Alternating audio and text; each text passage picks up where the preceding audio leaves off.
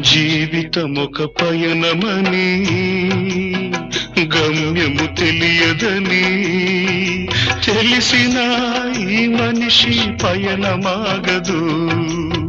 జననం ధర్మమని మరణం కర్మమని తెలిసిన జనన మరణ చక్రమాగదు.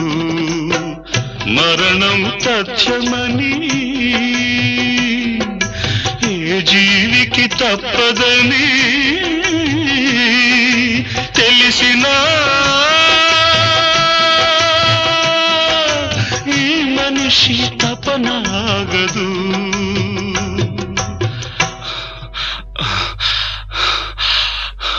ఈ బ్రతుకు తపనాగదు.